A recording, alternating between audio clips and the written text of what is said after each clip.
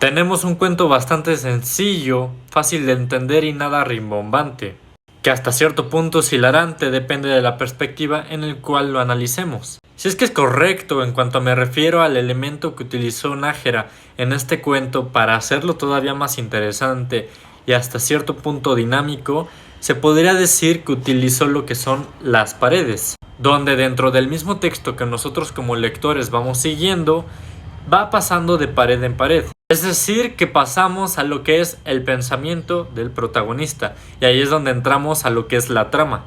Un joven elocuente e imaginativo que sube a un tranvía. Pero qué mejor que darle cola y elementos para que este mismo empiece a dejar volar su imaginación, para que dentro de sus pensamientos se explaye y empiece incluso hasta a insinuar. Y el caso es cuando ve al primer hombre y empieza a insinuar e imaginar cómo es la vida del hombre, cuál es su posición socioeconómica y demás. Cosas meramente banales que no pensamos cuando vemos a alguien, pero en el caso de este protagonista es algo que analiza bastante. Como ya mencionamos, además de imaginativo, es bastante analítico. Como por ejemplo que por el simple hecho de su apariencia, su vestimenta, sus barbas, empiece a deducir si este hombre es rico, si este hombre es alguien descuidado o no. Y aquí es donde quiero tocar el tema de lo que es la perspectiva, porque puede ser un cuento bastante hilarante en el momento en el que nosotros lo vamos leyendo y empezamos a decir que el protagonista es bastante chistoso, es bastante elocuente, por empezar a hacerse historias en su cabeza con simplemente ver al mismo hombre, sin siquiera conocerlo o entablar una conversación con él.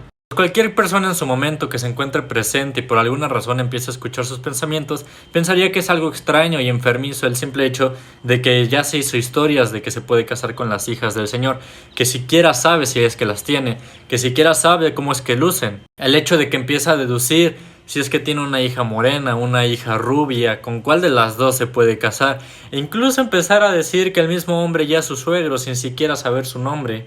Pero como lectores tenemos perspectivas bastante distintas. Por ejemplo, personalmente a mí me pareció algo bastante gracioso lo que este señor hacía en su cabeza.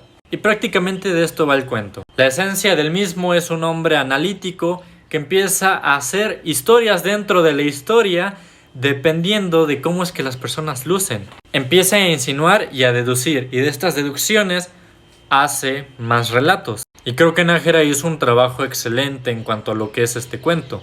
Uno de los mejores autores mexicanos en cuanto a lo que el modernismo se refiere. Gracias.